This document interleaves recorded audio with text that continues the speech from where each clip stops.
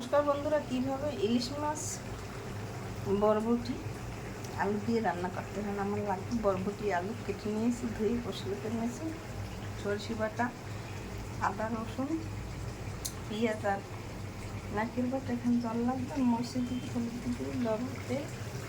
এখানে আমি হলুদ মরিচ মেখে মাছটা ভেজে নিয়েছি। কড়াই দিয়ে দিয়েছি, চুলা ধরিয়ে 1 টেবিল চামচ তেল দিয়ে দিলাম।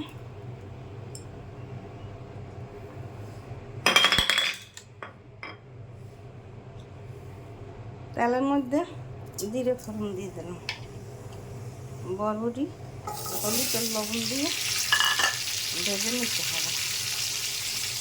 সামান্য একটু হলুদ আর সামান্য একটু এই লবণ দিয়ে তাকে ভেজে নেব।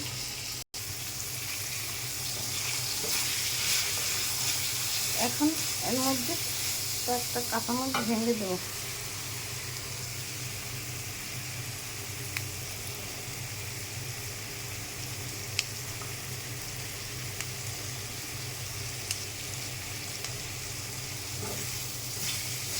এখন পেঁয়াজ বাটা আর আদা বাটাটা দিয়ে দেব। এই যে পেঁয়াজ আর আদা দিয়ে দিয়েছি। এখন এই বরবটি আলুর সাথে ভেজে নিতে হবে একটু সময়। আর অল্প একটু তেল দিয়ে দেব, বেশি তেল লাগবে না, 1 টেবিল চামচ তেল দিলেই হবে।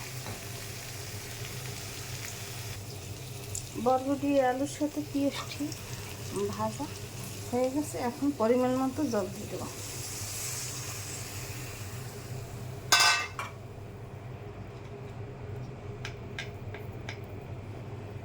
আধা চামচ হলুদের গুঁড়ি,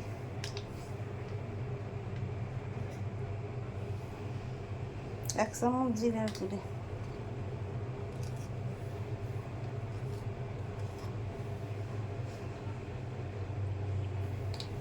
মরিচের গুঁড়ি দিয়ে দিয়েছি, জিরার গুঁড়ি দিলাম, আর এখন মাছ দিয়ে দেবো। এখন ঢাকনা দিয়ে ঢেকে দেবো। আমার বরবটি আলু সিদ্ধ হয়ে গেছে। এখন নারকেল আর একটু সরষে বাটা দিয়ে দেবো। ইলিশ মাছ এইভাবে রান্না করলে খেতে খুব সুস্বাদু হয়। আপনারা এইভাবে রান্না করে খেয়ে দেখবেন। আর একটু সময় পরে আমার ইলিশ মাছ বরবটি আলু দিয়ে রান্না করা তৈরি হয়ে যাবে। এখন আবার একটু ঢেকে দেব।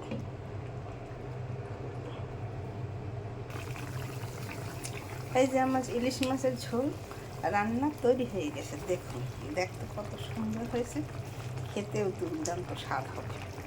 আপনারা এইভাবে বরবটি আলু দিয়ে ইলিশ মাছের ঝোল রান্না করে খেয়ে দেখবেন, খেতে খুব সুস্বাদু লাগবে। আমার চ্যানেলটিকে লাইক কমেন্ট শেয়ার করে পাশে থাকুন। ধন্যবাদ।